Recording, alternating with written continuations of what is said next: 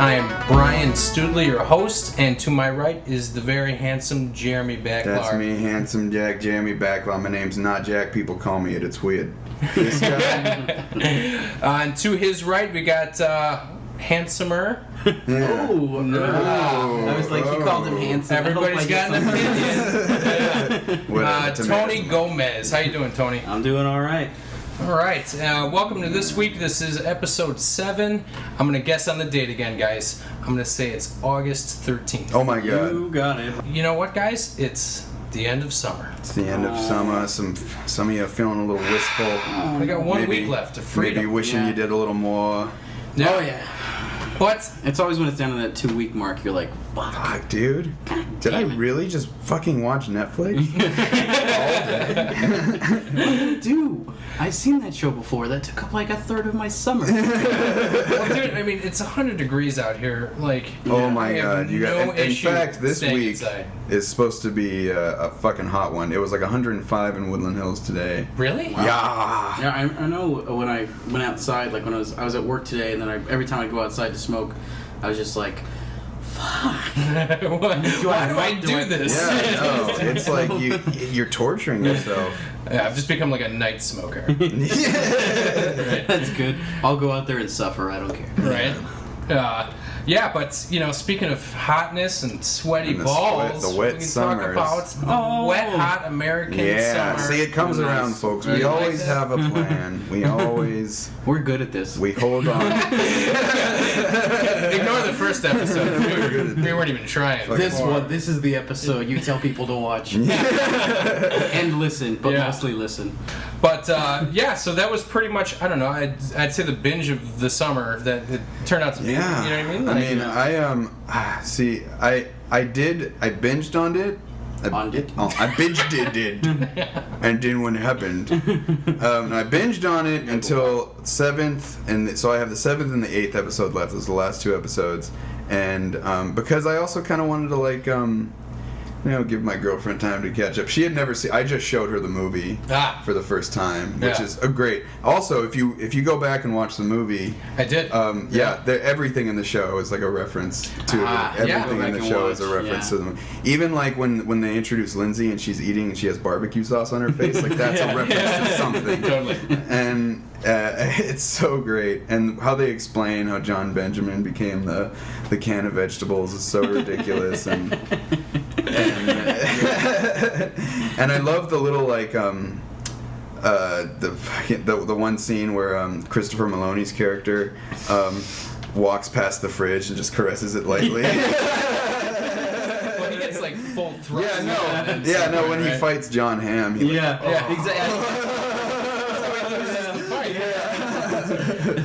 Yeah, those guys are unbelievable. I mean, I gotta say, I showed you guys that VHS I had before. Yeah, I saw, I did a little wiki, and I saw that they did The State as well, and I was like, what the fuck is that?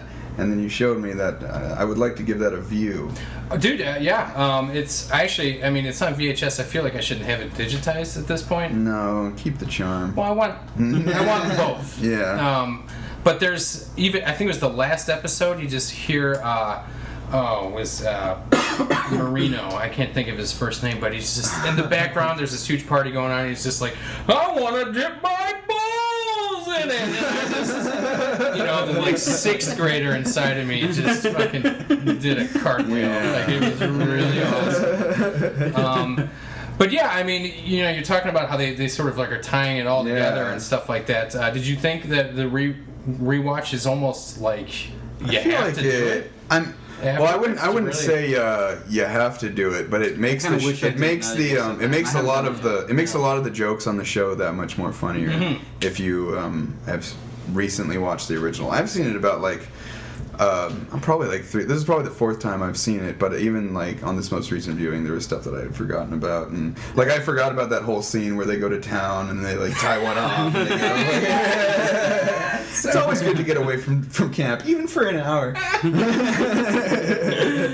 Just great, yeah. And even the what was the name of the documentary that they came out with? Hurricane Fun. Hurricane Fun. Did you watch that, Tony? I did not watch that yet, but everyone's recommending it. Anytime I talk about this show with someone, they're like, "Did you see see the documentary? And I haven't seen it yet, but I gotta check that shit out. My friend Brandon last night explained to me that I was telling you guys, explained to me how to play Snaps, that game. Yes. And they also play it on an episode of It's Always Sunny. And part of the game is that you only figure it out by watching people play it. So I'm not gonna tell you guys. Yeah. It's stupid. You gotta come over our house, watch us do it. Yeah. Well, I mean, you explained it, and I guess it made sense. Especially hearing as Michael Showalter and that. Yeah, that's Brian De Palma. That's Brian De Palma. You're right. Like the rest of the time, you see Amy Poehler and stuff. I don't even think this is real. Yeah, I don't even think this is real. But yeah, that's that feels really good. I don't know. Those guys have such a strange sort of. They have Weird their sense own of humor. Yeah, it's very you much definitely their own. can tell. It's it was a Michael and David thing. Yeah, and good for them, man. Yeah. I mean, and Netflix, good for Yeah, them for just giving that a chance. just killing it. Because Netflix. and it's I don't know, it works better for a reboot since it's a comedy because you can let go of the fact that especially Michael Showalter is fat. He's so much a big huge. boy, yeah. And his butt belly is showing, and he has the fake wig on, and it adds a certain level of funniness that they are way old and still trying to be 16. Watching a grown man pretending to be 16 and yelling at a child is so fucking cool. It's so hilarious. Just they keep going over it and over it again too. In the first episode, it's and you went to camp last year, which makes you 17 this year. Right. And they're all just yeah, I'm 17. Yeah. Is that line towards the end? So this isn't a huge spoiler, but they're just when you guys at the end of the summer, you're gonna feel 15 years younger. Just fantastic. And some of the jokes on that were just when he's hey, where'd you get your clothes? Oh, I got them from the person who dresses your mom. Don't make fun of the guy who dresses my mom. I'm sorry, I thought your mom was dressing herself still. Yeah, but it's right. I mean, just offbeat comedy. Yeah. It's sort of I don't know. Even you mentioned It's Always Sunny in Philadelphia. Yeah. You almost sort of figure out the format and you get sick of it. This is just, and not to any fault of those guys. Yeah, they're awesome, but there's just a small amount of this where it's not. You're not going to get. It's overrun not 8 by seasons it. of it. I don't think they're doing any more than this, right? I would guess actually that they would then do a 15 years or whatever afterwards. Yeah, Because that would be cool. remember at the end of the documentary they had all of them were in 80s gear and a couple of them were carrying babies. I think that they might have filmed something like that, but it never actually came to. But yeah, it's and even the kids on the show. I didn't think that did a bad job. No, No, they were good. That redhead. I'm the burp king of Westchester. when it's just they have the first interaction. And I fucking hate you. I like doing stuff like that. Yeah, I feel a new kid. I was thinking Where was that? he was so That good was at I was a Boy Scout and I went to summer camp and there was always a fucking kid like that. Yeah, well, speaking of little kids, basically, Sesame Street is going to be having some prison rape scenes on HBO. Yeah, dude, it's going to be Oz. Oscar the Grouch is finally going to just get his due. Yeah. And he's going to be king of the... You're going to get a really in-depth Oscar the Grouch backstory. Yeah. It's gritty. Yeah. Fozzie's a member of the White Nation. Yeah, basically, long and the short, HBO picked up Sesame Street, which is interesting. We had talked about the fact that PBS had shortened Sesame Street's episodes from an hour to a half hour, which is weird. It's it's weird. show's been on since That 69, show's I been think. that show's been consistent. It's not I mean Doctor Who's been on since the 60s, but Right. Sesame Street has been on since just been There was fucking no on hiatus. TV Yeah. since the 60s, And there's no other TV show like that I can think of. No, and it's still good. I feel we don't have kids, but if I had a kid, it was young, I'd sit there and watch Sesame Street. Be all It's right. still still a great, and apparently I don't know. I've seen some stuff about how they've branched out a lot more and they've talked more about multicultural. They have a lot more diverse cast now than it's not. And I don't know. It just seems like a really they're doing a lot of cool stuff with it, and that's cool. That I mean, it was already commercial free because it was on PBS. Right. I really don't think there's going to be that. Maybe there'll be a higher production value. I think that would take away from that. I think that might take away from Sesame Street. But I feel like HBO hasn't really done anything that's sort of this area of programming, right? They have nothing that's just kids programming. Well, they use it's got to take a huge dive in viewership because whoever's watching it when it was on PBS, everybody could watch it on fucking PBS. Well, here's the deal. Now I guess is that it's airing on HBO, and then 9 months later, PBS will be getting the new episodes. Huh. So you have to buy HBO if you want, and there's also HBO just launched their streaming service, which is probably because the Netflix doesn't have a Sesame Street contract. So if you want to stream Sesame Street for your kids, yeah. I think Amazon Prime had select wonder how that episodes. works with contracts, because if they have the rights to it, right, and they're shooting the new episodes, does that also mean that they get all the episodes that have aired ever? Like how many freaking right? Do Sesame Street seasons and how on HBO does anyone actually own Sesame Street? Because I thought it was it's on PBS. Is someone making money on? I mean that's Jim Henson related. Right? Oh yeah, you're right. It's got to fall into that, but I mean, merchandising makes money, I'm sure. Yeah, it's got to be 90% merchandising. Yeah, those freaking Tickle Me Elmo toys and all that stuff. Remember that shit? We're showing our age, you guys. The Tickle Me Elmo. Yeah, that was a while ago. I'll still watch a video of that shit. I think of Sesame Street merchandise, and I go to that. Yeah. Well, I mean, you even think about Big Bird. I think one of the earliest memories of something that I owned was a Big Bird toothbrush. Yeah.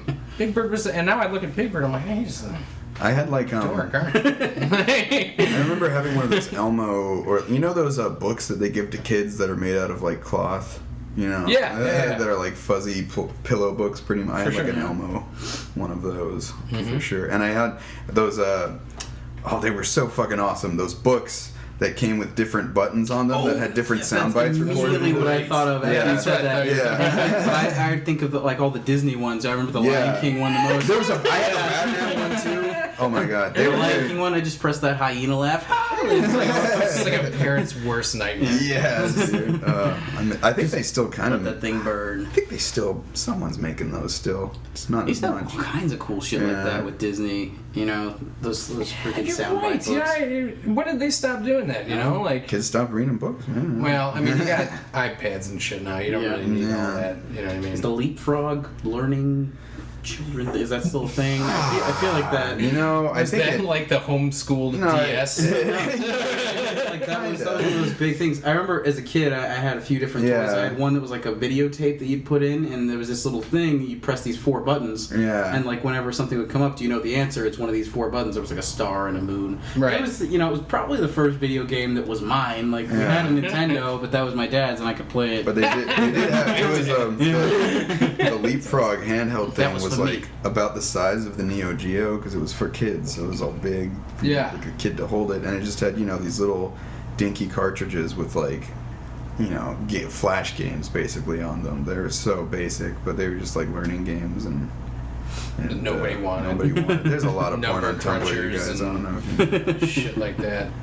You have to wonder, I think, if they're just going to let it be. You're just going to leave it alone and let Sesame Street do what they do and just give them money to do it. If they're going to up the game with the Muppets, if you're just going to they have so much money, these Muppets are blowing the these Muppets are blowing the really bring that adult demographic Elmo's skin fibers have never been so in detail. You're right. That'd be... What if... I don't know if maybe this is already happening, but what if this opens the door to HBO rebooting the Muppet Show? Well, Disney they're already doing that, right? Yeah, they're doing the reboots. It's on NBC it's on a network. I know that they've been in talks about the show for a while. I haven't looked up recent information on it, but I know ever since there was 2 movies, right? That Siegel was behind, and they were supposed to come out with a show in that same deal. That it's the Muppets is going to come back and have a TV show. Interesting. Well, they got Brett from Flight of the Conchords. Really? He writes all the music. Oh, that's right. He wrote all for the. Yeah, that was great. Which I can only think of one song from that movie though, and it's like the one that I think got an Oscar nom. Is it the Muppet song. Or a Man? Yeah, I'm a Muppet or a Man. It's like it's a jam. Dude. Yeah, like I listened to that. It's a great at song. least once. You can hear their voices too. Yeah, like if you listen, if you know enough about Flight of the Conchords and you listen to that song, you can just hear them, like their writing style, and they're hilarious. Yeah, and that's good on them for recognizing a talent in that guy that he can just sort of write tunes like that and make it work. And it's perfect. It fits so well. Yeah, and he comes from an R-rated background. Mm-hmm. Speaking of R-rated, man, you are 3 for 3. I'm waiting for you. It's 2.5. We don't write this shit; it comes out gold. If you're a fan of Peter Jackson's Middle-earth saga, Yes, his romp. You might have thought that Battle of the Five Armies was a piece of shit. The giant one, and you'd be right. Oh, you would be spot on. I still haven't seen it. I almost feel bad that even though it is garbage, I haven't seen it because you should watch it. You should just watch it. You should watch it. Well, I mean, just sit down, grit and bear it, and fucking watch it. I mean, you're right. It's just God. All right. So for like the most if you look into it at all, you realize that from day one, Peter Jackson did not really want to fucking make these movies because like Guillermo del Toro had already done some stuff, and they just sort of like, well, Peter, you got to do it, and he was like, all right, and they were like, actually, can we like just make this 3 movies? And he was like, yeah, you know what, fuck it, just churn these shits out. Just make me the king of New Zealand already. And I don't know, it's like to the point where in the second the Desolation of Smaug. Say it right. Smaug. Oh, great, it's a powerful Smaug. There's the beginning scene where Thorin is talking to Gandalf at the Prancing Pony. The editor used the same shot, the same reaction shot twice, back to back. Really? Yeah, go back and watch it. It's like Thorin does this look. Gandalf says something again. Same fucking clip. Well, is that the editor's problem or is that Thorin? Well, I mean, that might be. It might be maybe they were just like, do you think we got enough? Yeah, fuck it. I don't care. I'm gonna be done with this goddamn movie. It's day 8. Just take it, man. No one cares. No one gives a shit. Yeah, well, okay. Well, I guess the tie-in there is that, Tony, maybe you're better off for not seeing that version because there's an R-rated version coming out. Yes. And I want theories as to why it might be R-rated. Now, there's the easy one, right? Mm-hmm. Which would be violence, because he likes a decapitation. Yeah. But if you watch the extended edition of The Desolation of Smaug, there's like a testicle eating scene. Is there? It's the most. It's disgusting. Like if you've ever seen Dead Alive, like the pudding. Or the I kick ass for the Lord. That's great. Like the whole no pudding. They bring up like custard and it's If you've seen it, you know what I'm talking about. I'm not going to get into it. It makes me want to fucking vomit. But it was very much like that. And I don't know. I mean, what do you guys think? What's your initial reaction to an R rating? I think it's fucking what is it? Touchstone? What's the New Line? It's New Line, right? It's New Line. It's Warner Brothers. Yeah. Okay. So they just want money, man. I mean, have they already released an extended edition of? They're bringing it to theaters, and then I think that they're gonna put it on DVD, which I'm gonna get. I have all of the extended, and the behind the scenes is like a mini film school. To be honest, like they put so much time into it. Yeah. But I mean, all right. So here's what I feel. Maybe I'm totally wrong. But maybe they know that this is like for a really long time at least. Like this is the last little fucking bit of blood that they can squeeze from that Tolkien stone. Yeah. And because they've done Lord of the Rings and now they've done The Hobbit and you could do the Silmarillion, but that's like a textbook. I don't even know how you could. Yeah. It would be like one of those ridiculous. It'd be like making a movie about a board game. Yeah, really. It doesn't make a lot of sense. Which they've done though. Yeah, I would not be surprised. They're doing it again. Yeah, another Dungeons and Dragons coming. I mean, there are a few other. There's the Children of Húrin, which Brian Tolkien, I think. I might have gotten his name wrong. But J.R.R. Tolkien's son took some of his notes that he found at his desk and finished a book. And it also reads like it reads like the Bible. It's like the beginning is like he begat him, begat him, begat him, and it's like, God fucking it's damn tough. it, yeah. It's tough to read that Tolkien. Yeah. Man. I mean, yeah, I don't know. It, obviously, yeah, it's a money grab, I think. Yeah. But I think it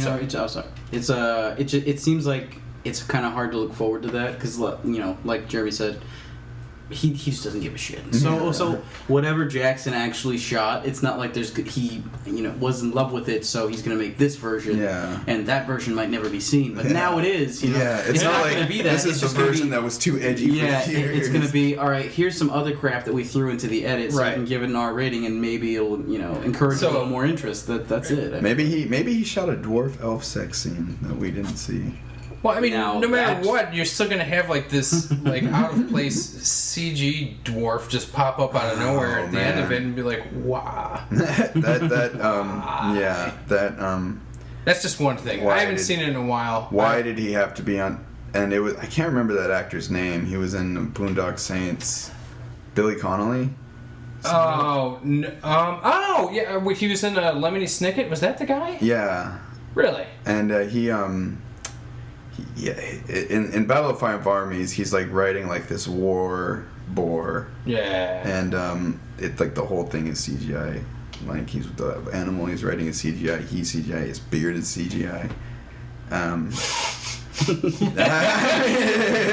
His soul is CGI. His soul is computer generated. But yeah, I mean those movies just like didn't have, and it sucked because I mean my brother is far more of a fan of Lord of the Rings than I am. He's actually read the books multiple times, and he's read like the Silmarillion and all that other. So he like, if you ask my brother something about Lord of the Rings, he fucking knows. So he was just like so infuriated every time we went to go see one of those Hobbit movies. He just yelled and yelled like that's not how it happened. That's like I think this is what they were trying to do, but they did it fucking bullshit.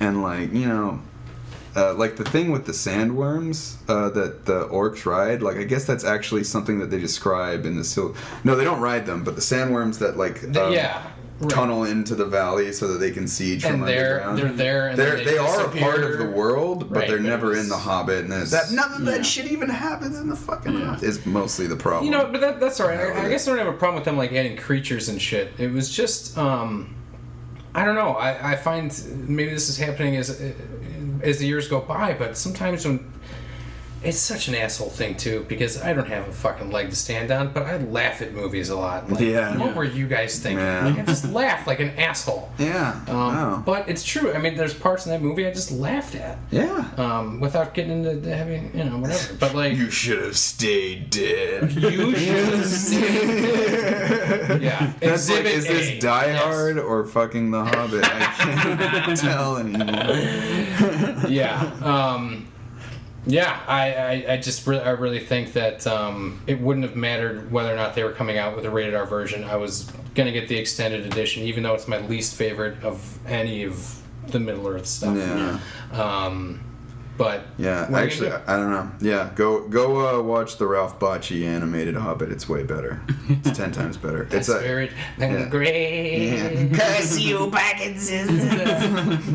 That's for Lemmy Winks. Yeah. Right? Yeah. I felt like I was the only one getting that joke because I fucking grew up with that Hobbit shit. It's great. Like none of my buddies or anything would be. I don't know. Like I had like one friend maybe. Like, but yeah. Speaking of things that are really fucking with what you used to like as a child.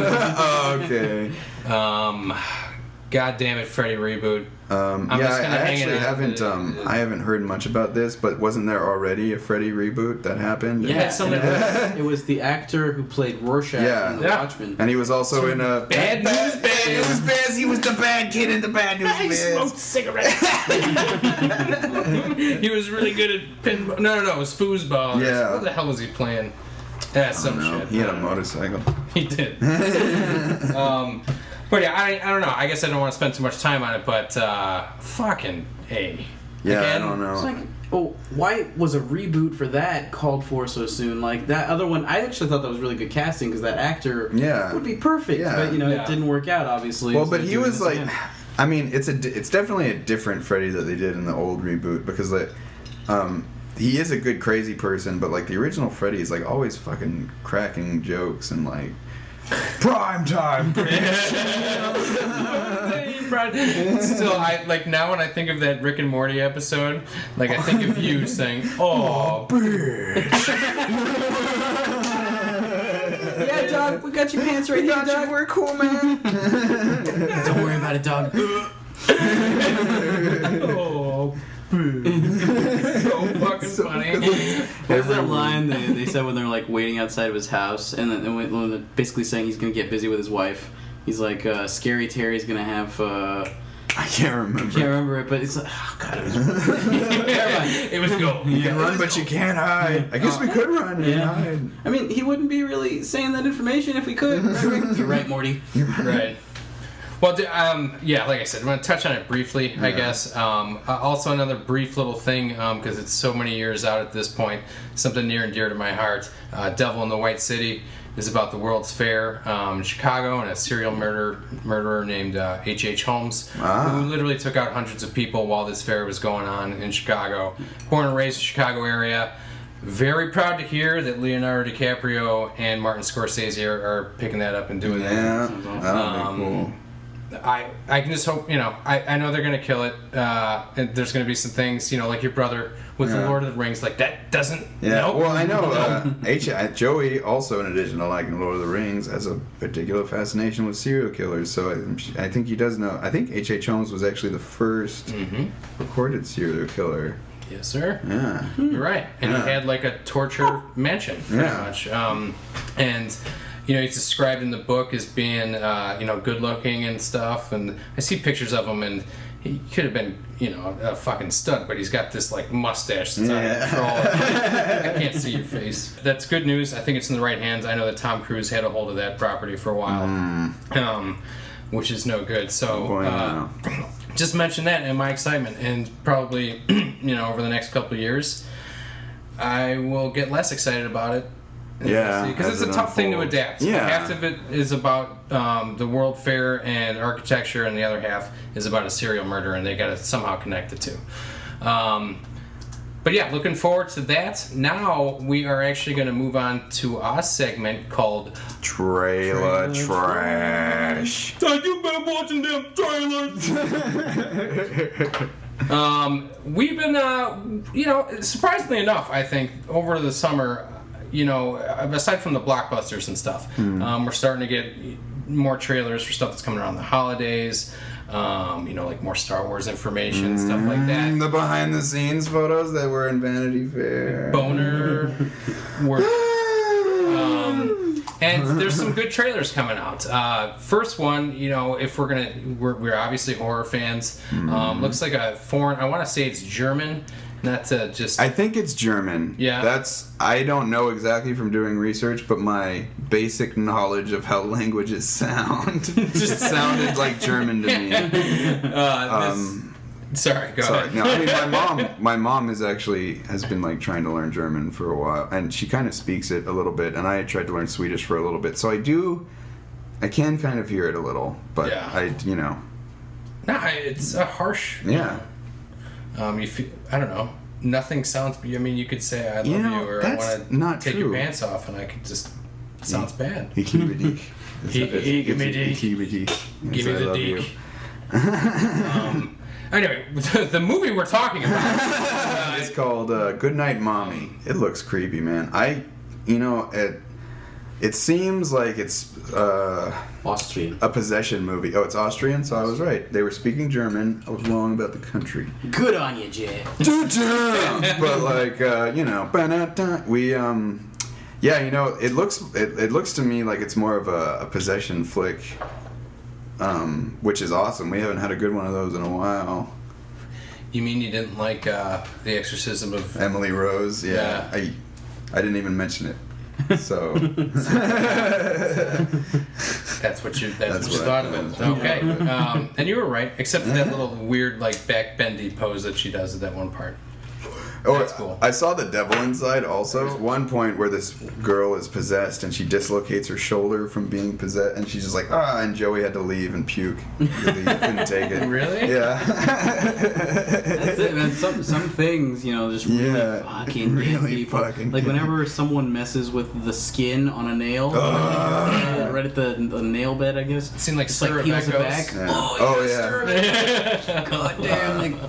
Anyway, that makes me cringe. Everything we're describing is kind of what this movie feels like. Yeah. Such a creepy. It's so the trailer is so what's creepy. the worst part of that trailer? Right? The thing, the crawling, the bugs, all the. Yes. Oh, when she eats the thing. Oh yeah. A bug crawls in this woman's mouth like while they're actually these two twin boys, right? They seem like they know something's fucked up with their mom. Totally. But they have this, I don't know if it's a cockroach, I don't know what it is. Yeah, it is a cockroach. It's like a giant Madagascar cockroach. It looks like the size of one of those. Yeah. They put it on her face while she's sleeping, and to just give a visual, I guess it looks like she's had plastic surgery or something. Yeah. She's got bandages all over her face. And the bug crawls into her mouth really quick, and there's a beat, and then she just takes a bite and starts chewing it. Yeah. And it's the most. I fucking hate bugs. Yeah. This is disgusting. I don't know. That alone sort of made it stand out for me. I thought that was pretty cool. Yeah. What do you got? I mean, you got any sort of excitement for that? I just really. I mean, it looked really creepy and intriguing, and the trailer doesn't really give that much away. There's actually almost no dialogue in the trailer, and I kind of want to say it seems like the movie won't be very dialogue heavy either. It'll be a lot more the creep factor of it. The one thing I have about the trailer is that the first part of it is so, like you're saying, there's no dialogue. Yeah. It's really creepy and kind of silent, and you see a little bit of this and a little bit of that, and then at the end it's just like, fuck yeah, look at all this crazy shit that's gonna happen. I almost feel like that wasn't needed. I was already on board, you didn't need to show and me also all these flames just explosions. the art direction of it looks really cool. It looks really when I say modern Scandinavian-ish, everything's compact and it's in a certain quadrant and everything has its space and there's a lot of geometric. I don't know. It's kind of minimalist. Yeah, it's gonna be cool to see how they frame a shot in that house. Yeah. That house looks really. The house is really cool. Yeah, it does look really cool. There's a lot of windows and stuff in there, and I mean, but what you were saying, as far as building it up and stuff, I'm with you. I don't think that they really necessarily need to do that for me at the end. The bug shit was enough. Yeah. But I think that, I don't know, at this day and age, we've talked so much about horror movies that suck, and they're just trying to. I feel like that bug thing at the end was definitely for an American trailer or something. I wouldn't doubt it. I feel like that's You're right, something that right? we're pulling a typical American dude into dude, there's a bug and she eats it. Well, they got my ass hook, line, and sinker. I'm seeing that movie. That movie looks something about bad. it. I guess it's just cockroaches crawling into people. But do you remember that episode of X-Files where the cockroaches? Yes, dude. For years, that was one of the worst things I ever seen as a kid. I was like, fuck that, fuck that so hard. Yeah, that shit was absolutely the worst. X-Files, man, they had some episodes. They had some great shit. I gotta keep. Or was that? I started binging it because it got on Netflix, and then I lost steam, but I got to get back into it. And just that short and creep show where the dude lives in his germ-free environment and the roaches get in and just eat him alive. Yeah. Oh, who was that? I can't remember. Was it? Shit. Was it Ray Romano's dad? Oh, the guy from you did it right. The young Frankenstein. Yeah. We're assholes for not remembering his name. Dude. I know. He was Jack Kirby. Was that it? No. That's that's a different guy. That's the guy that drew stuff. Yeah, he made some good comics and drawings and stuff. Yeah, oh god, people are hating on us. Alright, whatever, you know what, fucking email us about it, tell us what assholes we are. Next, the Deadpool trailer. I guess that you guys, did you guys watch some of the stuff from Comic-Con, or were you waiting for the new footage to come out? I did not follow Comic-Con at all, simply just to go against the man. Yeah. No, it's not. It's just as listeners know, I enjoy comic book movies. I'm not a crazy comic book fan, so I would love to go to Comic-Con because I know it's way more than comic book. It's everything. Right. But it's just I've been kind of deterred from it because it seems like it's such an elite thing. Once you get into Comic-Con, it becomes easier to get into Comic-Con, and it's like basically impossible to get in if you don't. As a person who recently finally got into Comic-Con, and I've been trying for years, folks. I've been like morning of, I'm there, I'm trying to get fucking tickets, still failed, but at the very last minute I was able to get my hands on a code for Sunday, the last day. Where it's just like, do you even want to go? Way, yeah, I'll fucking your go. cousin, your cousin had tickets for Friday and Sunday. Codes for the whole weekend. No, okay, not Saturday. She didn't have codes but for Saturday. Friday but and she Sunday. had Friday. Yeah. And she tells you on Saturday, like, hey, I have Comic-Con tickets for, I didn't think anyone would like it. God what damn year it, are you Tiffany. living in? Is this God. 2006 for you? Oh. Yeah, she's like, I thought it was a little too nerdy. Like, yeah. But whatever, I still got to go to Comic-Con. And because I got to get into Comic-Con this year, I have, like, special things that they've already emailed me about as being one of the first people to get into the next Comic-Con. Because once you've gone, it's easier to get back in. And it sucks, you know, like Jeremy's saying, it's kind of elitist. You have to know somebody, you have to have some sort of connection, otherwise you're not fucking getting in. That's true. And even just to cosplay, just to do that aspect of it is like, oh my god, so much. You know, one thing that tripped me out, just like a little side note about Comic-Con, is the security at Comic-Con. Maybe it was because I went on Sunday, and that's the day they were just like, we don't give a fuck, whatever. Yeah. Going, there was no metal detectors, there was no like, hey, can this sword cut somebody's head off, actually? It was just, go, you got a badge? Good, go. Well, that's been my experience at all, whether it's, I don't know, I haven't been to Comic-Con out here, but like the whatever Comic-Con knockoff in Chicago, or like the WonderCon out here, there's nothing. Yeah. You know, it's just everybody's like, these are just, who cares about these guys? They're not going to do anything. But you also got to think, if they did have something like that, how much of a hassle would it be for that security? Right. All these crazy ass costumes and all these kids. Every weapon. At a certain point, they just got to be like, you know what? Fuck it. I'm sure it's fine. Just They're seeing a bunch of boobies and cosplay. But long short, Deadpool. What did you guys think? I think it looks awesome. I remember when they released the.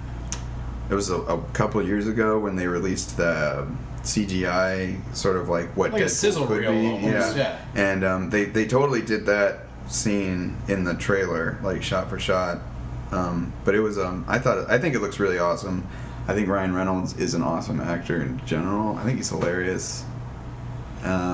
I think he was in a shitty superhero movie. He was in 2 shitty superhero movies. What was the other one? Wolverine. He was Deadpool in the Wolverine. Oh, that's Origins. right. When they took his fucking. And he was perfect. Yeah. And they took But away. that's when he was good, right? That's when like, oh, I want Ryan Reynolds. Because I don't know. It seems like it's just they've been talking about doing this movie with Ryan Reynolds for so long that by the time they finally said it was going to happen, I was like, oh, I'm still using Ryan Reynolds. Yeah. Okay. All right. He's got a mask on. Age doesn't really matter. I'll take it. Not that he's fucking old or whatever. No. But, you know. Yeah, it's been in talks for so long, you know. It has, and all right, like seeing it like that, I was almost like at this point, like all right, like now I've seen what it is, you know, like, and like you said, like Jeremy said, like you saw most of that stuff in that sizzle reel a year or 2 ago or whatever. It's just like I wish that there was something a little bit more besides like them looking at each other being like, hey, you look like a. You know, fucking avocado's testicle or whatever. Like, I do like that guy though, T.J. Miller. Yeah, he's in a lot of stuff these days. He's in that HBO. He's yeah, all right. Oh my god, it's really good. That's where he shines. Yeah, it's so good. Yeah, he's like the best part of that show. He is the best part of that show. I'm definitely gonna go see it. I'm gonna see. One thing I definitely want to mention is the fact that they did the CGI white eyeballs on the costume. Yes. And it looks so good. Thank you for doing that because it's so hard for them to realize these costumes in these comic books and make them work. Because like you think about the Spider-Man eyeballs, that wound up working out. It's just those things. And then in all the comics and the cartoons, his eyeballs are really like emphatic. You see them going up and down. And then with Deadpool, if they didn't do it this way, I don't think it would work. You're right. Yeah. And I'm just so happy to see, like, when they do that close-up when he's smelling the guns, he's like, I'm going to touch myself tonight. And then you see the eyeballs moving. I was like, yes, that's how it's supposed to look. Good fucking job. Yeah. Whoever decided to make that call, thank you. Well, I mean, you got to think it's an easy fix now, right? Yeah. I mean, it's not like, you know, I don't know, like if you saw like old like Spider-Man like from the 80s or 70s or whatever, who had like the white eyes but like little circles cut out so you can actually see through. It's just embarrassing. Or all the Batmans are just like you see the guy's eyeballs now. I didn't even think about that. Yeah, because they never even tried to do that with Batman. They're just like, no, well, Batman look fucking stupid. Yeah. We'll just have you just see your eyeballs and it'll be fine. But they always do the blackout around the eye, like the black grease paint around the eye. But still, like it'd be really hard to make that look good on a Batman costume. It would, because it's a cowl. It's not a mask. Exactly. All right, so we're all looking forward to Deadpool. Though. I mean, there's a long and short of it. Next thing on the docket, as far as trailer trash goes, not trash, Hateful Eight. Oh goodness! Quentin Tarantino's 8th film. Yeah, I mean, movie's called Hateful Eight. 8th film. Oh, he's works. I mean, his movies have been the source of quite a bunch of controversy just because they're super violent. So maybe that's the movie's called The Hateful Eight, but it's also him saying my movies are the Hateful Eight. I love it. You should blog about it. I'm gonna research it. You should. I don't know. Like I've heard opinions that are like, yeah, it just looks like Django, but it's winter. No, it looks to me kind of like an episode, like a really balls to the wall episode of Alfred Hitchcock Presents. Because they're just like locked up in this like place in the winter. Well, it's the thing, right? It's Kurt Russell. Yeah. Just right in the 1800s or whatever. And, like, I was just thinking, like, what's the last thing Kurt Russell's done, really? And I'm just looking at the movies, and he's done stuff, but since Death Proof, I've not heard of any of these fucking things. Cutlass, Touchback, The Art of Steel, like, and then I haven't seen him do shit. Yeah. Did you guys ever watch Sky High? Yes, he was the dad in Sky High. He was in Furious 7. Okay, people who like that franchise will be angry with me. But I'm ready to fully admit that I have not sat through an entire Furious film. You know, I've seen a couple. And those people who already said are going to hate me are going to hate me more because the only one I've ever seen and liked is Tokyo. I don't know shit, but I know that Tokyo Drift is like the one. Tokyo That's Drift? the one you gotta watch. Don't watch any other one. It's like the Phantom Menace of the franchise. Is Tokyo Drift like it's a fucking Fast and Furious movie, and like Tokyo Drift is just like we're gonna have little Bow Wow and this dude in Japan, and that's it. Take it. Like, all right, I'll buy it. I've been told that it's good action franchise and all that good stuff, but I don't know, man. Like, I'm not much of a car guy. Like, nothing against it. If that's your thing, yeah, awesome. And I know people and respect people that like this franchise. It's just not my thing, man. Yeah. I don't know how I got off on the rails on that film. Yeah. Shit. Anyway, Hateful Eight.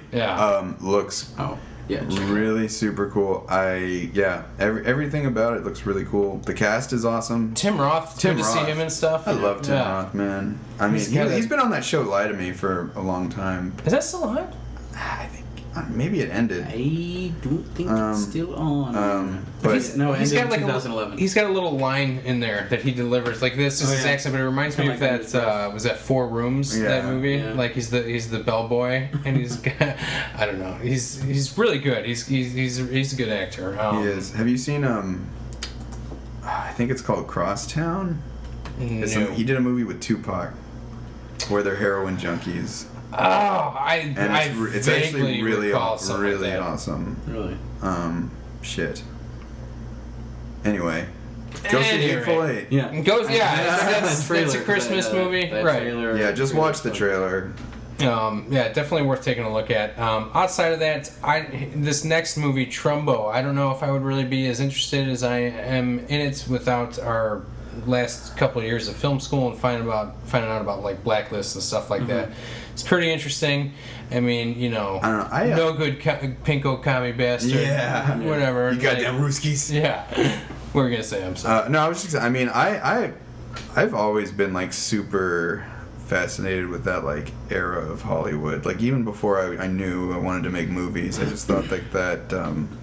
The old Hollywood glamour type thing. I just thought it was really cool, and any movie or anything that deals with that is pretty awesome. I don't know, like Barton Fink. I mean, that's totally different from what this movie looks like, but right. but sort of that fast talking. Yeah, like, the His Girl Friday, quick, snappy. Which Bryan dialogue. Cranston just pulls off that.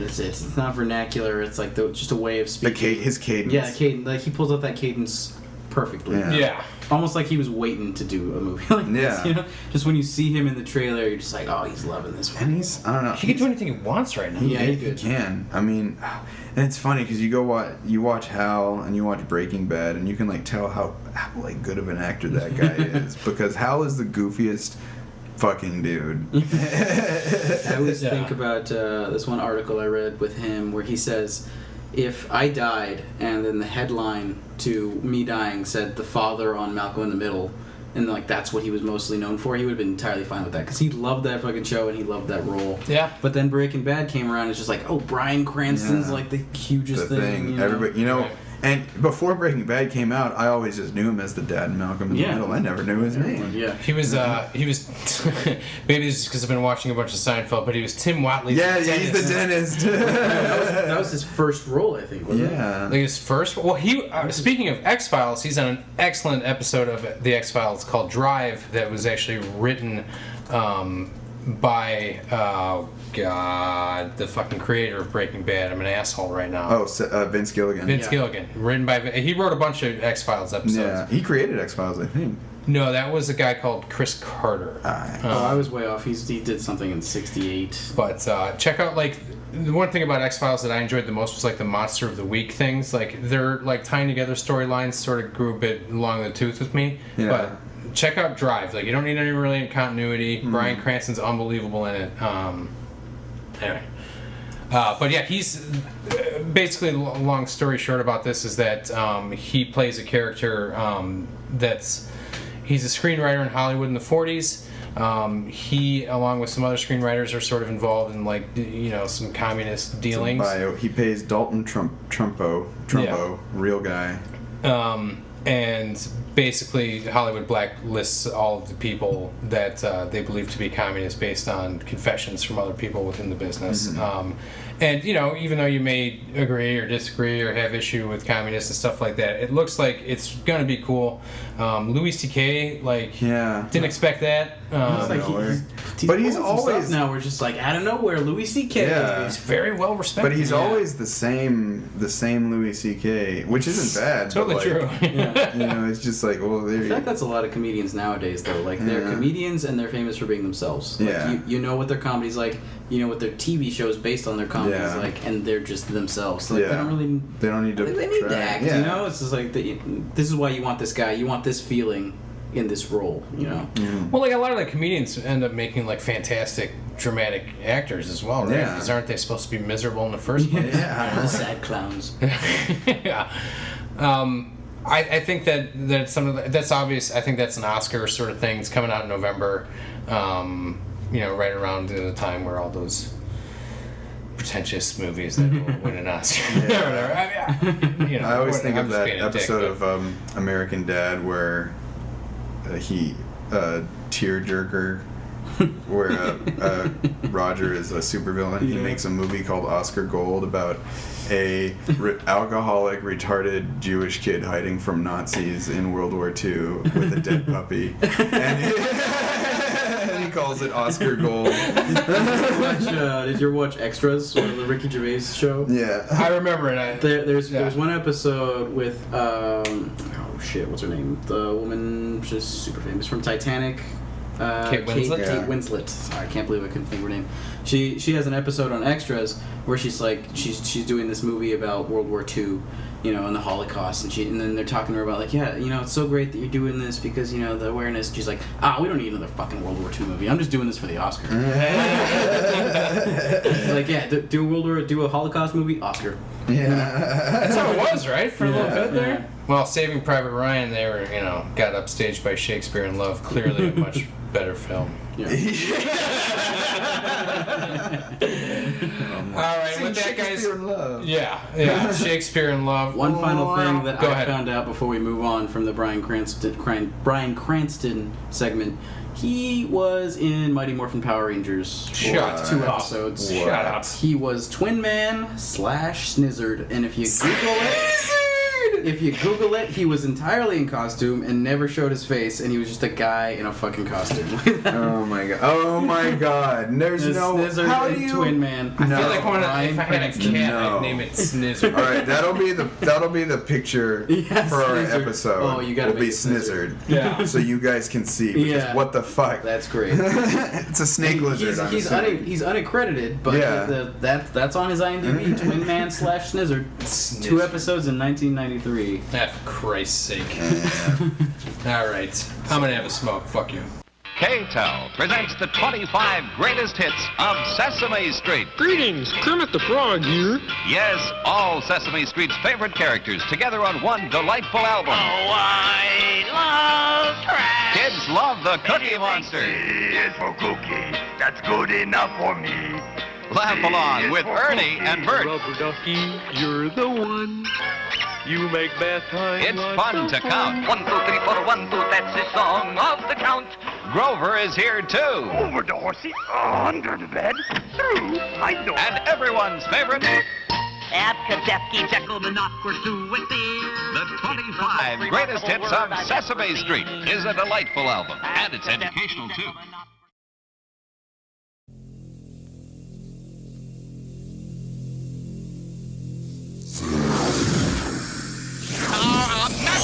What do these things want, and why are they here? You still don't get it, do you, boy? They have recruited the rich and the powerful. They're running the whole show. Wake up! They're all about you, all around you.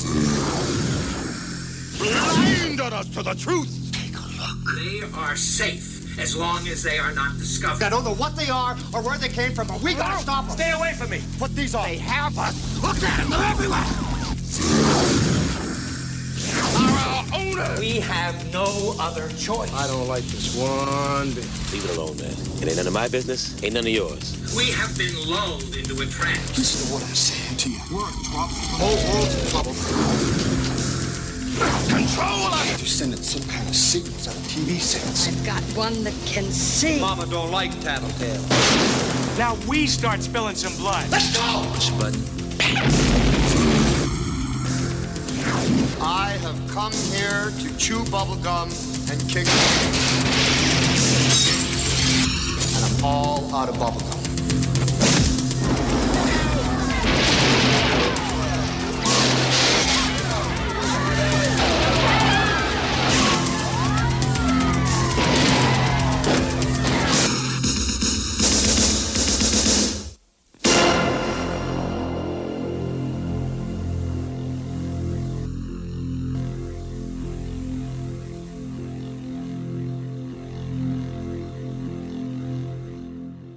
All right, welcome back, everybody. We had it. They did it. Just a couple things real quick. At this point in time, Fantastic Four is bombing, has bombed, is done. Yeah, I haven't. The only all I will say is, why does Mr. Fantastic look like McLovin? Wow, with scars on his face. Yeah. Why is he? Mr. Fantastic has gray. He is a grizzled, wizened man. You're right. He's not McLovin. I think that's sort of the tip of the iceberg. We gotta make him younger for the kids. Right. Well, I think that,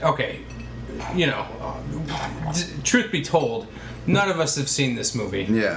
Obviously, not many people have seen it. Didn't make too much, but didn't like it. Just another one of those examples. I've heard interesting theories that maybe because there were some reviews that were coming out for it early, just beating the shit out of it. That I've heard that there might be the conspiracy theory that Marvel is actually trying to undercut Fox and just basically get them to bomb in the worst way so that they can get this. But I don't know. You guys got any thoughts on this shit? I didn't see Rise of the Silver Surfer when it came out. I'm not going to see this movie. It was terrible. It was not good. Yeah. Both those weren't very, very good. I don't know. I kind of expected it, really, honestly. Yeah, no, I didn't. Looking at the trailers, it didn't look that great. I had a little hope for it after one of the trailers. I think it was the second one, but I just... Marvel has to make their own fucking movies, and that's it. Just let them do it. That's it. Yeah. But on the flip side of that, I mean, Marvel doing the right thing. I personally am excited for Black Panther. I think these secondary, quote unquote, or you know what I mean, not the side main carrier. dudes or whatever. I've always really liked Black Panther. I don't know anything about him, but I'm looking at the picture right now. Basically, is it Wakanda? Wakanda's where Black. Yeah. They go to Wakanda in the last Avengers. They do. Yeah. He's sort of given this gift passed down like through his family, like from his father, and sort of takes up this identity. Is it like the Phantom too type of thing? Like, is it sort of that? Yeah, but with a way cooler outfit. It's sort of like that. So we get a shot of his new uni, or his physique. Right, it's his screen debut. What do you guys think? I think it looks cool, man. I don't know. It does look cool. I'm excited for it, definitely. I think they definitely. I don't know. I think it's cool. I'm wondering, because if Ant-Man bombed, right, then we know these, like, basically, you call them, I'm stuttering a lot because I don't want to say it, but second-tier superheroes, like extended Marvel Universe. If Ant-Man didn't do well, would Black Panther have happened? Right. Yeah. But it did. It wound up doing really well. It did terrible on its opening weekend, just awful. But it got, everybody was like, dude, go see it. Yeah, but it picked up a lot of steam, and now it's doing really well. Well, the counter-argument to that is going to be Guardians of the Galaxy. Oh, yeah. That's true. So, but that's an ensemble versus a, like, single superhero, right? Yeah. This is very, very true. And more off, a space opera, really. Yeah. Guardians of the Galaxy, that movie was just it like... could have been on its own. I don't know that much about comic books. I do have a very limited but, like, Guardians of the Galaxy going into that was just like literally I knew nothing. Yeah. I did not know what to expect. Now, I know a decent amount. I'm no like super nerd when it comes to comics, but I've read comics. I've read a lot of them, and I didn't know shit about Guardians of the Galaxy. I've seen them in some cartoons. I've seen them in some extended Marvel universe. It's like, oh, now we're gonna meet the Guardians of the Galaxy. But I didn't know shit about them. I never read any of their comics on their own. They're standalones, but that movie was just fucking great. That was so great.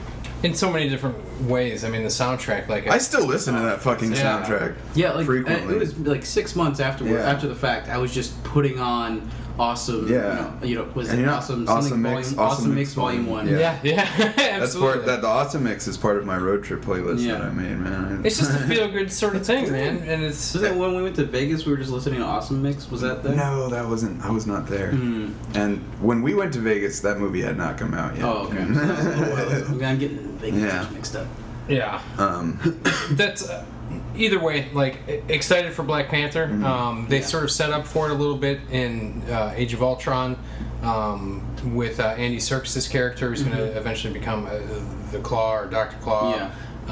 That's one of Black Panther's, like, nemesis. I'm really excited to see it. I'm glad he's popping up in Civil War. I think we're going to Spidey drop in that, too. So that's good. And honestly, none of us are black. But I feel, outside of Falcon, it'd be pretty good to just have, like, a black superhero get his own fucking thing. Own movie.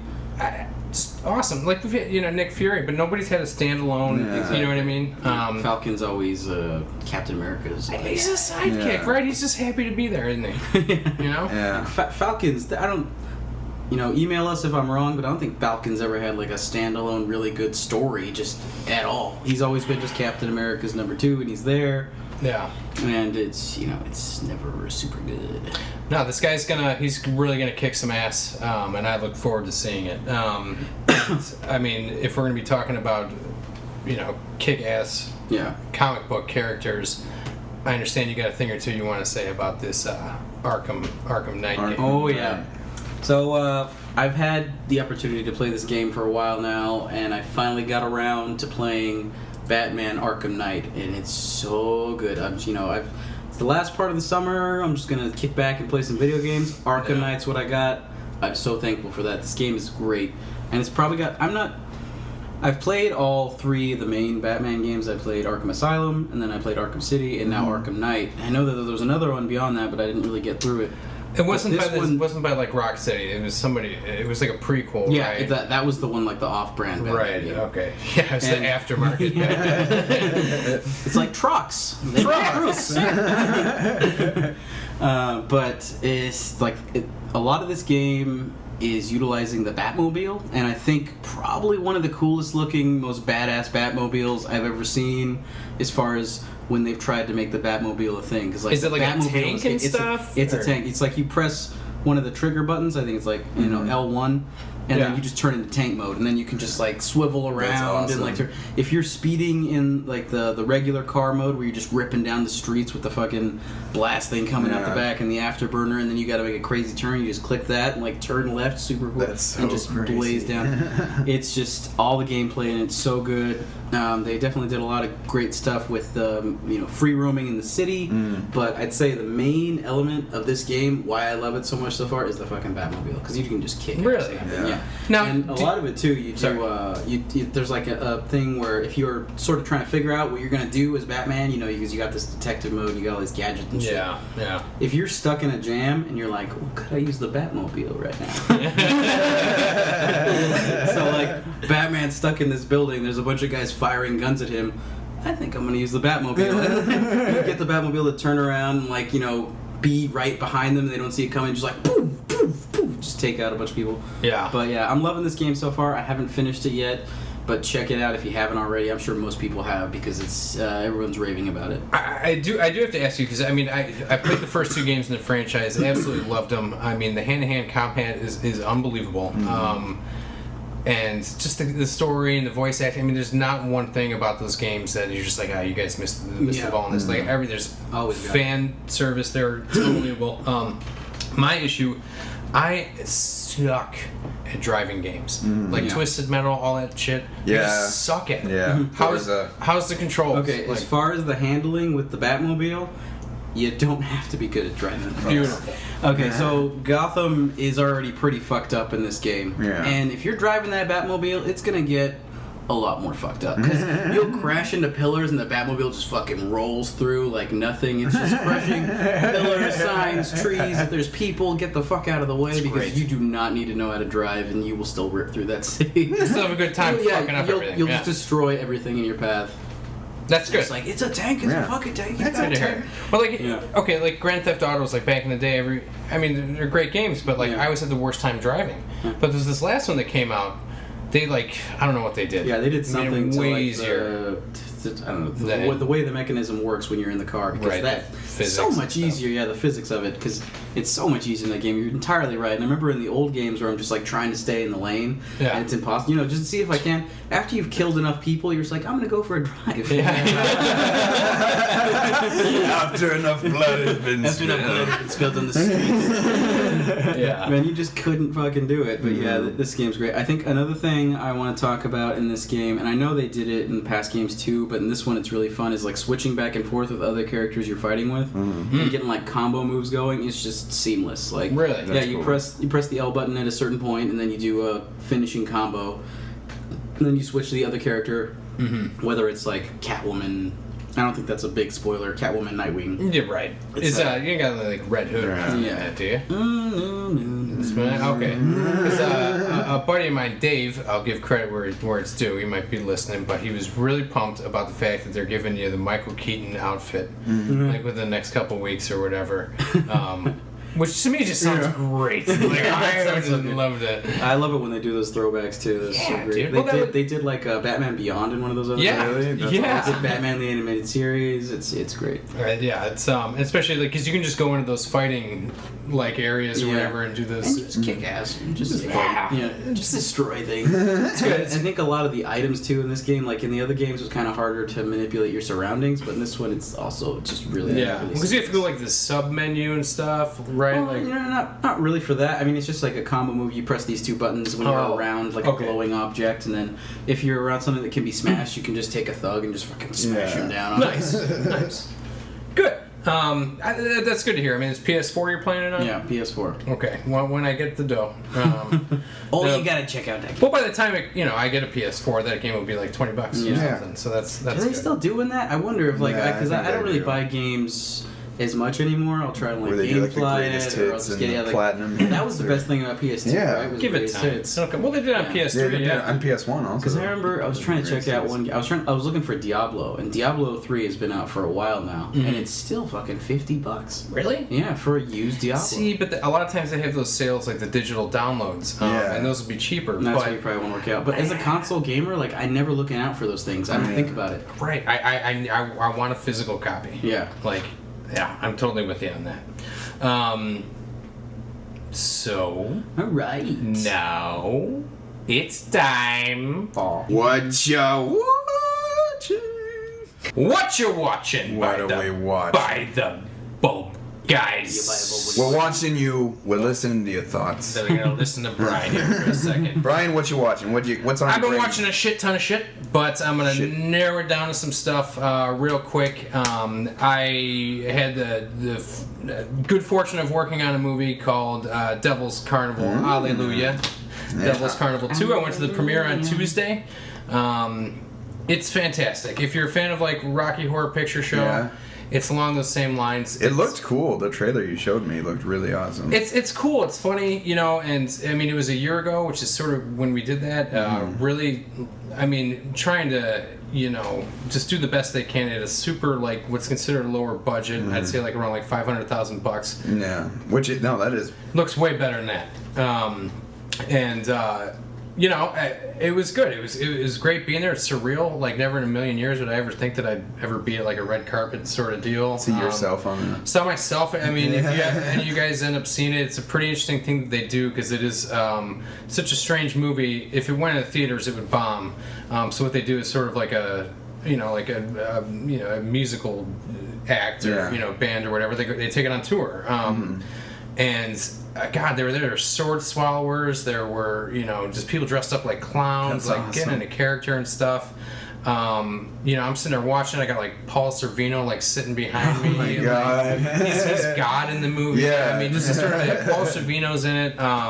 You got a David Hasselhoff character in there. Ted Neely, who is Jesus Christ Superstar, and I have to say, literally the nicest person I've ever met in my life.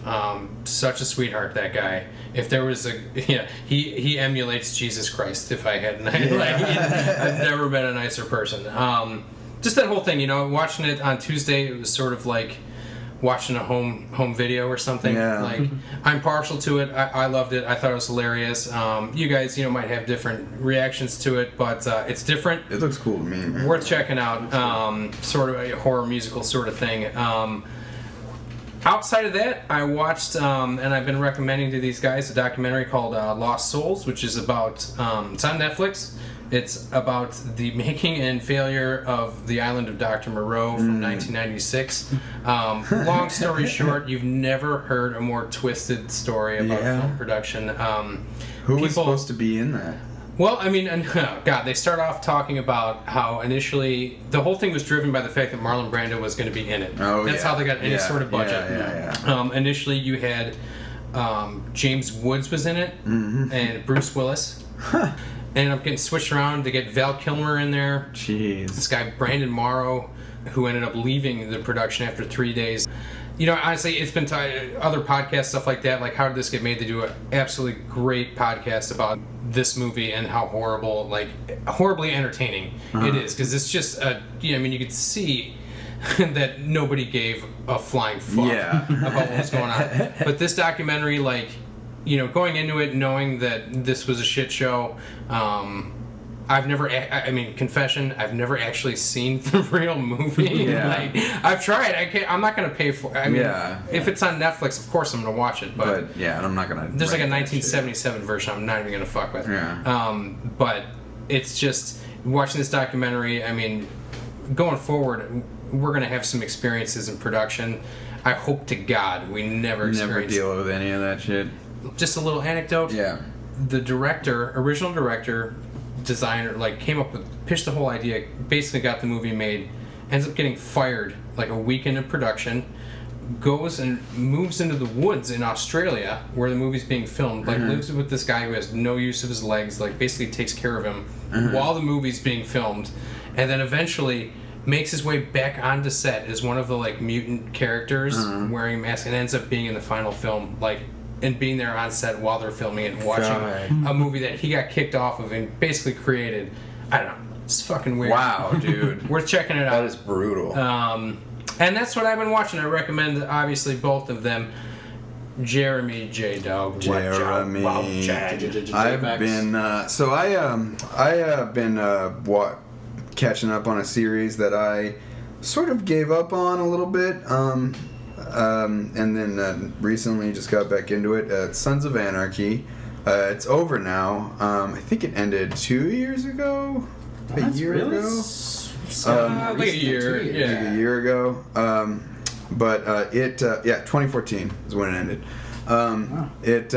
It's a really good, it's a really cool show. I mean, obviously, I talk about certain things about it that are like so silly that these guys are all friends with every organized crime, or syndicate, and they're all doing deals in this fucking Northern California town.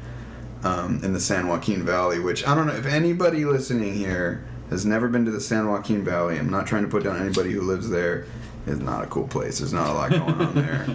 Like shady folk? Or? No, it's just when you look at a map and you see the whole middle of California. That is it. It looks like that. It looks like that. It looks like the gray representation of itself on a map. Big outfit. There's like nothing.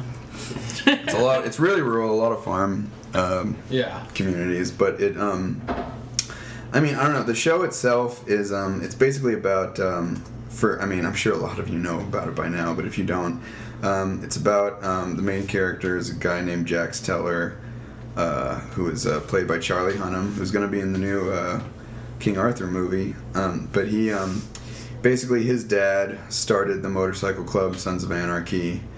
And died under mysterious circumstances, and his dad's best friend ended up marrying his mom and becoming his stepdad, and the series itself is pretty much Hamlet if bikers were in it, because so in Hamlet, Hamlet's mother and uncle kill his father. Just like in Sons of Anarchy, they allude to Jax and Clay, or to Gemma and Clay having something to do with Jax's dad being killed. And in Hamlet, his dad's ghost is the one that comes to him and tells him of the betrayal and tells him to go avenge him. In the first episode of Sons of Anarchy, he finds a manuscript of something that his dad wrote before he died. So that's the way that they do. He ends up burning it, right? Yeah, he ends up There's a lot more that goes down with that, but that's like first season. He burns it, and then the show's over. That's in the first season, though, right? Yeah, that's the first season. But they I haven't seen any of it. Now you have no reason to watch. Now I sorry. But anyway, the ghost of his dad is talking to him through these manuscripts, and so while I'm watching it, having read Hamlet and knowing the story of Hamlet, I like to watch and be like, oh, so that character is Ophelia. She's the one that's going crazy right now, and a lot of it. I mean, obviously Hamlet isn't long enough to go out into however 7 seasons like they did, so they add stuff, but it is cool to watch.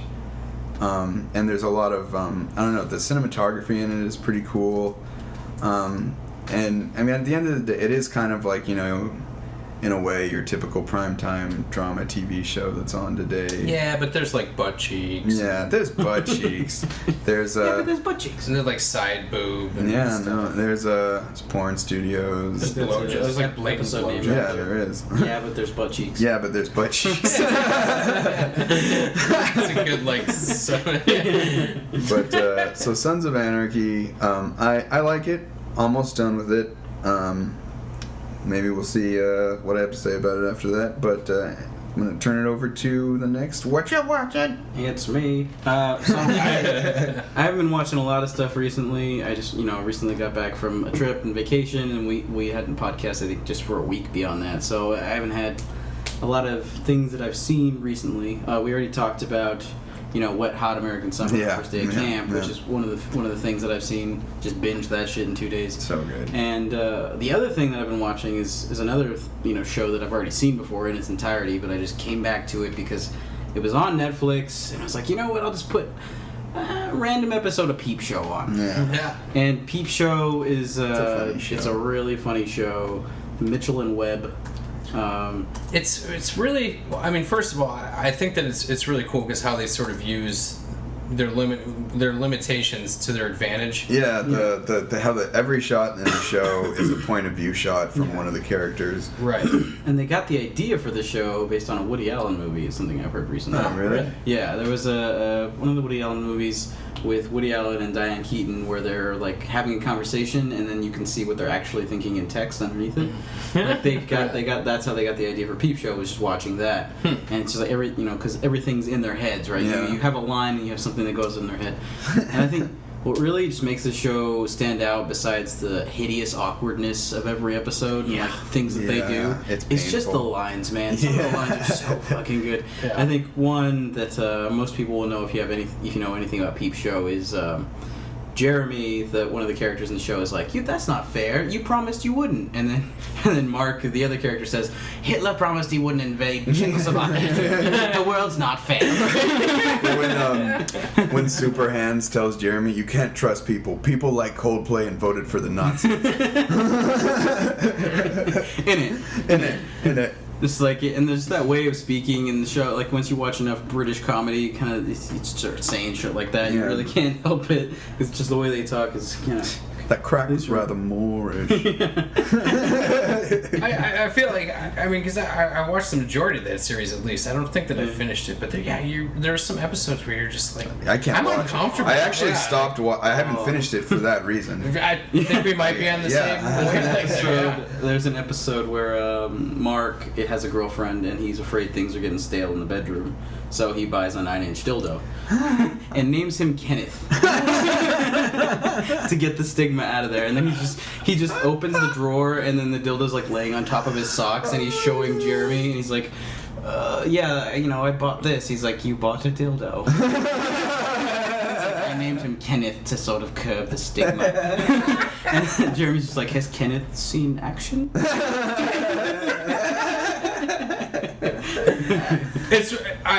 You're talking about it because you like it. Yeah. All of us have seen it. Like, I don't think before tonight any of us have even talked about Peep Show. No. No. So Jeremy actually showed me Peep Show. Yeah, I did. Yeah, it was on Netflix, and Jeremy's like, "Watch this fucking show," and we watched it, and it was just so funny. He also showed Mitchell and Webb Look. That Mitchell and Webb Look, that they have, and they've had some great skits. I think.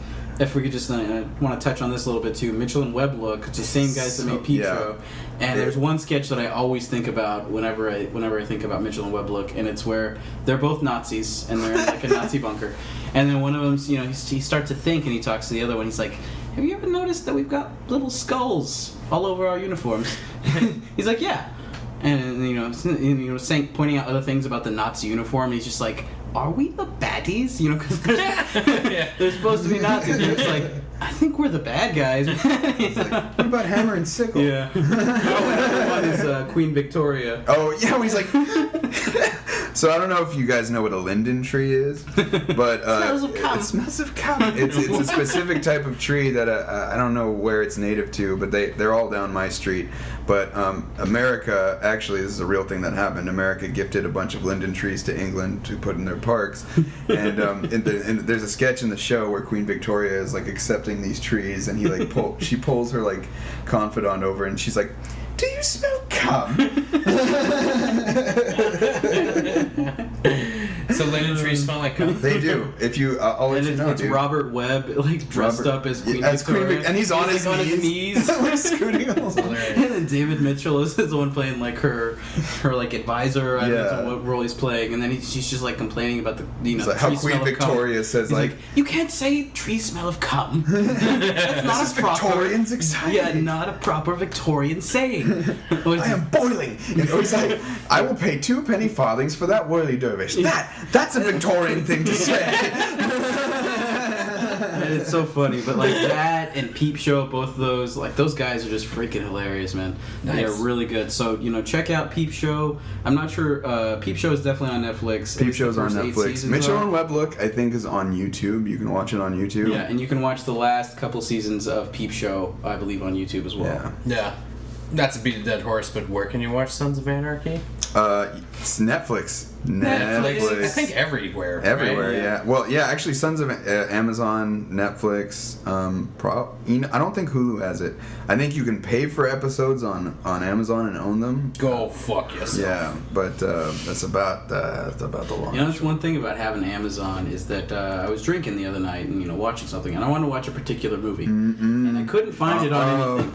But Amazon's right there, and it's like, hey, pay $3, you can watch it. I've done that before. It's just drunken shopping with movies, It happens though. Sometimes you're like, dude, I really like I actually really wanted to watch Babylon 5 the other day, and there's nowhere to watch it, and except for buying. I think my stepdad's got like a bunch of DVDs. Oh, dude, fucking love that show. What? One thing though, the movie that I did drunkenly pay for to watch was Forget Paris, which was directed. What? With like Billy Crystal. He's fucking weirdo. I like that movie, man. It's a good movie. He's like a basketball referee. He's a basketball referee. What's wrong with you? Hey, I'm talking shit. No, I think it's a solid film. No. Actually, you got bigger balls than me because you came out and talked about it. I purposely didn't say anything. You know what? I'm gonna own up to make it. You feel better, and maybe myself. I watched Teen Witch this weekend. Nice. Listen, I'm not gonna say anything else about it. It's on Netflix. It's an '80s gem. If you want to laugh, watch Teen Witch. It's the most embarrassingly funny thing. Okay. Sorry. And do you want? Is there something embarrassing that you watched, Jeremy? Let's go, Jeremy. Everyone's. I don't know. I sometimes I do it. You know what? I don't have anything funny to say, you guys. So just watch cool stuff. Just watch Cool Runnings. Jeremy, only one. Is it a good movie? It has its moments. Cool Runnings. Cool Runnings.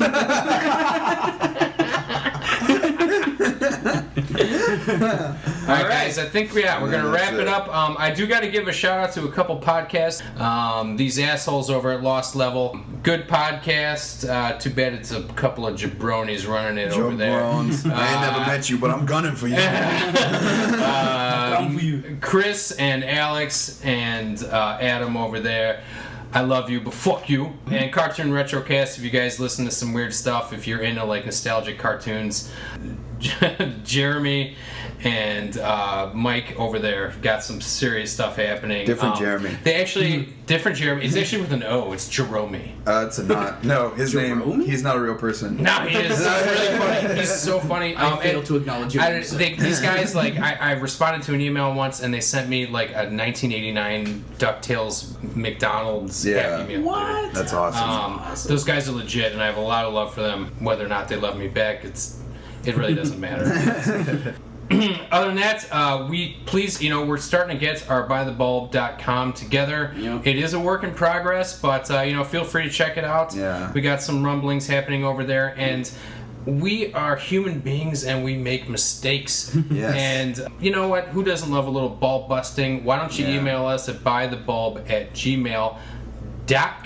Yeah. Or if you just want to tell us how cute our voices are. We got some cute, whatever you want to say, just we show off the vocal cords. we love hearing from you. We really do. Yeah, actually, now that I think, make it nice. Huh? Make it nice. Yeah. Fuck you. Also, if you are listening to this on iTunes, please review us. Please write a review. Give us a little rate. That'd be nice. Subscribe. Oh, subscribe. Yeah, before you do any of that shit. Yeah. Fucking subscribe. What are you doing? Why haven't you subscribed yet? Why don't you? What's your name? What's your name? What's your problem? You get your bi-weekly dose of the light bulb, and that is all you need. Outside of that stuff, Yeah, I don't know. We've got we're gonna have the Facebook coming up soon. My buddy Mike Lesniak, I don't care if I said his first and last name, has designed some stuff for us that we're very proud of. It's a fun name to say. Mike Lesniak. Yeah, no, his designs are really cool. So we're gonna have a new logo and some new art coming up. So if you do go to the website after listening to this episode and it's pretty quick, then it's gonna be looking a little better pretty quickly. Yeah, sort of like half-assed professionalism. Yeah, we're trying. We're trying. We haven't done an official open of the website. Yeah. We haven't. We're 7 episodes in, and we're just in its beta stage. Yeah. We'll hopefully before the summer ends, we'll have enough to give it the main launch. But right now, if you want to check it out, go ahead.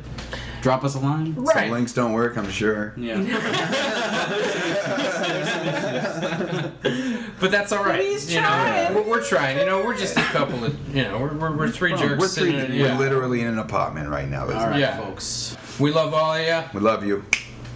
And from by the bulb, we'll leave the light on for you.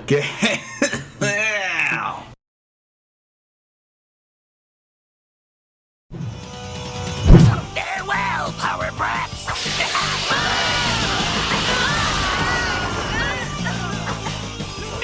Mirrors all around! Smash the Rangers to the ground!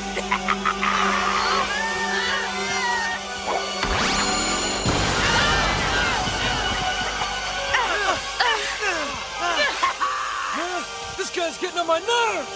And to think I always liked mirrors. Let's get him, guys! You're finished! Ranger, blade blasters up! Yeah! Fire! All right, Power Rangers, let's bring them together! Right!